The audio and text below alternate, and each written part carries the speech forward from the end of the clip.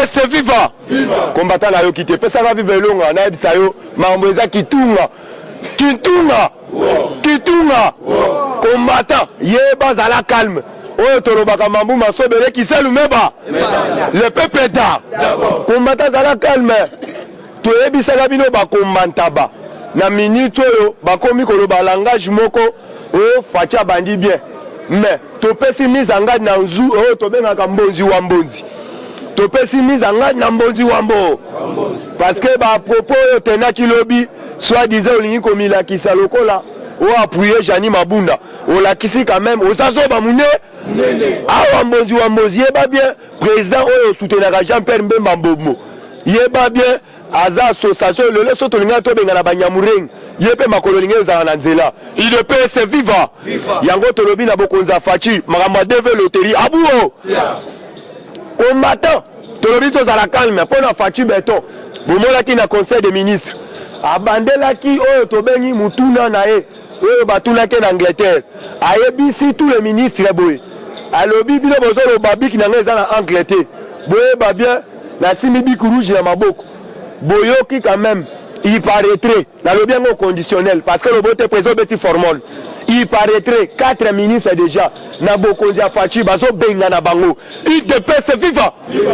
Ah, tu as dit si Bango Bako tout le ngou, ngou Bako tout le Bango tout le bas, base à l'obabo tout le même à Rolelanine. Kobanga te combattant, ah, Fachi a yebisi Bango, yeba déjà. Ministre Otobengi ya finance azana problème sérieux Thomas Louaka azana problème sérieux bakanga bisaka na bango basala nini parce que yeba biku rouge bani en place oh tozo pesa mise en garde na Gentini Ndoki Gentini Ngobila to yeba ki bien vendredi ozalaki na commune ya Otobengi na ya Masina kota route Bekatef bobengana ki tous les travailleurs kula na kati tous les bateaux, beaucoup qui trouvent dans 4 bureaux, au bimaki jusqu'à 22h. Maintenant, tant que 22h, na quoi kimbuta, to ona kiyo, yo Gentini Ngobila. Ma solo li, ne fils que tous les drapeaux IDPS na changwe matate. To ebisi yo Gentini Ngobila Keba. To lobi l'homme de Bic Rouge. To kotika été to soutenir parce que a ebisi biso bien. Place intérêt à population zali, na intérêt o to benga ya FCC. Na kokene na ngambo ya population. Yango tozolo ba le peuple d'abord. Gentini Ngobila Keba. Ah watomoni quand même obani musala ya kolongola ba fulu. Parce que pour omoni to ebisa ke ozali la Gentini Ngobila la Gentini ba fulu. Mais yeba bien ba fulu esiliga ate. Ça na idée à chef de l'État parce que chef de l'État comme il ko dévoiler bino. Parce que Borobaki ba sinisa bino to bengi ba lettre mais date ba chaté. Parce que vous découragez aventure à chef de l'État. Il y a un même bino nyoso population to bimisi bino na vidéo. Il y a un moni Fachi beton lobby na stade. Bo mona ke atabanyila ki milu na stade. Bo mona ke bela bato bazalaki. To laki si bino ete biso population ya Fachi to zakaka na simana. To kotika Fachi te chimo kole sumasi ya kosala nini? Parce que to moni banda Fachi a kota changement total. Même partout peuple congolais place Azali azo sentir quand même changement na motema yango omoni ndeko na biso o tozo benga Francis Kalombo awuti ko sala message pona ndeko Shadari ndo naloba te alobi bo Shadari koganga eza koganga ya pa nzoko zalaka mbwa yako pale o to bengi mwana mwasi ya 25 ans asali yo mukama te abete moroto awa tolobi biliake bisali nini poto mona bino ba ministre ba Shadari atika bino nene sanga mais bango ba noma Fachi mais papa yo fede ko bosa te na langachi no kenda roba pa Joseph Kabila na bien échoué ola le ser kanyo sana na mbongo dele o sala campagne na mama na mbongo yango moni arbe yuma clairement alobi mbongo oyo basana ngo campagne ya Shadari eza mbongo ya JK mine. Même na ba mort na ba futa ba travailleurs ba fonctionnaires no ça na ngo campagne nini ni yo Shadari de cause à la président là ba papa na ba fa na mabolongo bazole la contre yo Shadari na minute yo yeba déjà place aux ali batunayo bakoyi makali mangungu ya pamba kibongayo oganga toyeba ki campagne oyo linga okende kuna na oyo tobengi na Burundi nalobona lobate bozana ba jeune na PPRD oyo bakendaki formation na kati ya Burundi ndenge lobaki to créer climat insécurité na kati ya ville ya Kinshasa ndenge préparaki pour kende kozwa bango po baya ko créer climat insécurité na minute oyo toyebisi bino tous les frontières bakanga te basali nini bakangi yango awa toyebisa bino ça commence à viendre bino ba béret rouge en tout moment bozomi na télévision baza ko exploser bino et pas ça Shadar awa bomoni Shadar abanda ko ganga pamba mwana mwasi ya 25 ans aemiye ya bi Shadar kita papa o kende wapi ozo kende wapi chef de l'état awa tozo beta sete na ndeko e pa Caleb Mutombo place nyonso yo kitaka Caleb Mutombo kitaka wana pona koyeba ba information yeba déjà basala ba ANR parallèle awa toyebisi ndeko na biso Gilbert Kankonde sala Moussa sala combattant toyebisi ndeko na biso Gilbert Kankonde sala Moussa asala musala pona koyede Fachi parce que ministre intérieur awa yeba makambozo sala biso ba combattant tozana yo même moral mais ce que sali contraire na biso lelo tozo condamner ndeko oyo tobengi dicap oyo tobengi kamere kala nyonso wana tangu bazwaki ba lettre batinda na kati ya oyo tobengi na ba banque one fiske babimisaka bambongo te pona badefisaka bato bambongo ya crédit mais pourquoi kala nyonso wana yo ebano basalaki ndengo na selo renseignement oyebaki information pourquoi bombaki information wana mais obandi obisazo na média olakisa biso te oyebaki eloko wana banda kala toyebi quand même on sentit quand même Fachi lobby clairement cette fois-ci tous utiliser bic rouge na minute au bic rouge ils ont qui pété yeba même ils ont qui pété dosengi tous les conseillers chefs de l'état dosengi même na gouvernement tous les ministres cash FCC to travailler na idée à le peuple état d'abord bino bokomi ko travailler na idée au to bengi ventre d'abord awa to na droit ko soutenir Fachi parce que ça pour l'intérêt na biso peuple congolais mais si na o to bengi na kolon Nzambe na journée à lobby o Fachi ça qui biso journée à méditation parce que dans la salle de martyrs mais quand même bino bo mona kango ki mona mesu population baké ine tina NTNC baké ko sera ba journaliste NTNC bo minisa ba caméra parce que la minute auto répondre Jani Mabou to segui tous les combattants de lutte partout bozaki Sangani Manyema Bukavu Kindu bote to telemisi ba we nyonso o ba kufa pour la démocratie pour l'alternance pacifiquement botelema pour la likamba mabele mame to sauver o to bengi to sauver o to bengi peuple congolais to sengeli combattant se préparer bitoko to ana veiller à kafukafu combattant so que habiter to ana veiller à kafukafu to ça la jeune prière parce que ba député ba kotate biso nyoso ke kola la kuna yeba ravitaillement to kozala lokola ba kobo eli na kati ya montagne bakrobo ba memela e biloko kolia biso pe tobi mukolo wana ba komela biso biloko kolia et pas Jésus Christ de Nazareth pona likamo intérêt à le peuple congolais tobunaka pona intérêt individualité tobunaka pona intérêt individualité combattant na biso soutenir Fachi na moko na moni samedi ba investisseur o to bengi ya Suisse boyebi Fachi a uti okedeka na Suisse 2 jours plus de 15 société ya Suisse na kati ya RDC combattant yo ebisanga na soutenir Fachi te oyo yo ko buna pona intérêt ya biso peuple congolais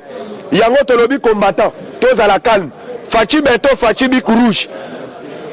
awa azoke na bango le pan de caméléon comme Jésus Christ de Nazareth yeba déjà na moment oyo combattant Fachi beto Fachi bic rouge ayebisi ba ministre clairement awa nde tozokende na bino awa oyo ako respecter programme na ngai te parce que nga nayebisaki bino bien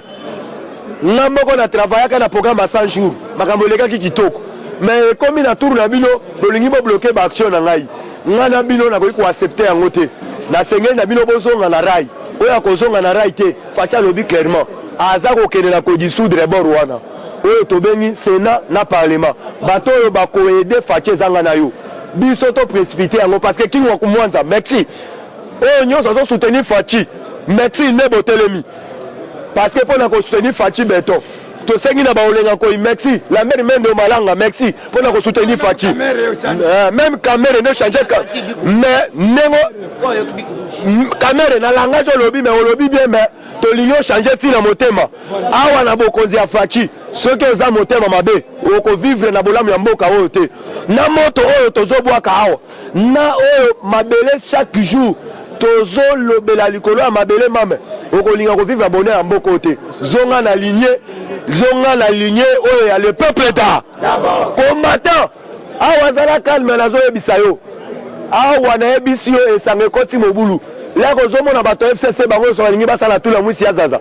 nazo esoba mususu ba mikimeli mais bokozwa ba rapport na bango kala mingi te parce que le leza e bande la semaine ba mususu bakati ya ba Brazzaville na bato bakangaki na stade bakangi plus de 12 personnes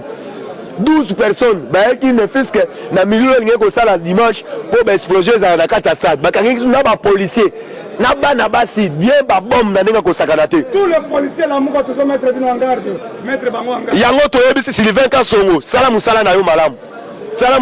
malamu pour na ko sécuriser peuple congolais to lobi tous les combattants presque yo so senti nungu biso to lobaka soko moni ndoki sala nini avant mungongo sala nini combattant to ko kende sika mususu tenzamba pesi biso kita oyo mabele oyo tala président oyo to bengi na sommet oyo ezalaki na Suisse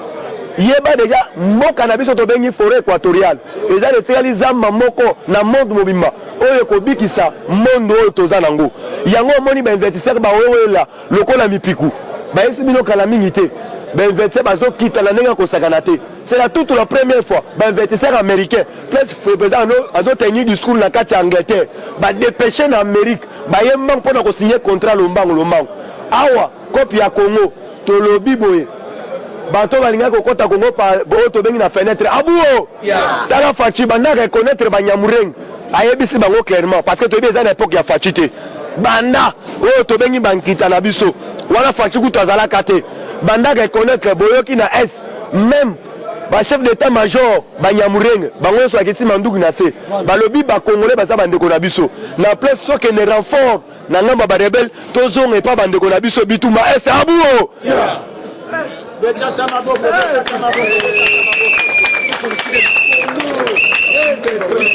combattant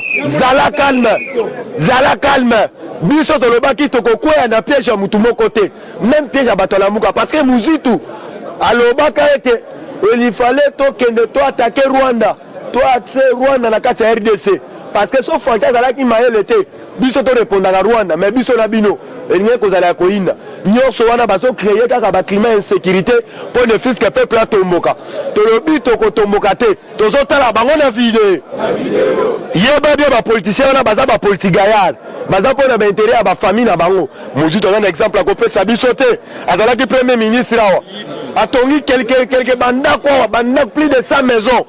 est-ce que y a un exemple ko pesa biso na République démocratique du Congo yango to yebisi même bolandaki ndeko moko na kati ya lamuka camarade oyo to bengi ya musutu akeko tala musutu na ndako atuni mon ami Facha dans les bons azo travailler pour l'intérêt de la population mais neni mino bozo sala ka ba dérangement na rese habité mona mai boma moto biso to vivre kana mbongo ya ba ONG to vivre na ba ONG nde to cha ba makele na ba ONG na batinda la biso mbongo to yebisi bango nengo ozolia ba mbongo ya ONG pour sala ka ba des autres ba ka ba bomisa ba peuple congolais yeba bien okofuta na mabe na yo okofuta na mabele oyo ya bakoko na biso muzitu yeba bien okofuta yango mbongo wana ozolia eza mbongo ya masu lelo famille moleka bazalaka wapi lelo famille ya Jano Mbemba bazalaka wapi Mobutu Sese Seko bolani kuna mwana na Molière banda ko déclarer banda kutu biso to yebaka te le seul président de la République avant kota na bokonzi a présenté la famille na ye bozo mona ngo kaka te babo kozi bakonyoso bauta ko lekao batia ko l'exception bana bango te yango mo muso abimita mabuni minene mo na musée de leso boti mwana elonge kokana na musée oko bimisa pe mwana musée parce que bazale ba président moko bando la kisabiso bana été le seul président o la kisabiso famille na ye eza Fachi be la rabia la kisabana nyoso abengi saka abengisaka ntina bana abite Kabila alakisa ye mpe bana na ye mais Kabila momona alakisa mwana ye alikosho ya mwana impoli wana nde opesa bato mbongo na francophonie atya loboko boye combattant zala calme awa toyebisi yo faci elonga kembo na yawe alleluya aza wana mpo na intere ya nga na yo toza na droit kosoutenir ye yango topesi Patrick de Panama mbote topesi mama Marie Claire topesi ye mbote mama Tita topesi ye mbote makasi mama FDC topesi bino mbote makasi awa yeba deja bozala calme faci beton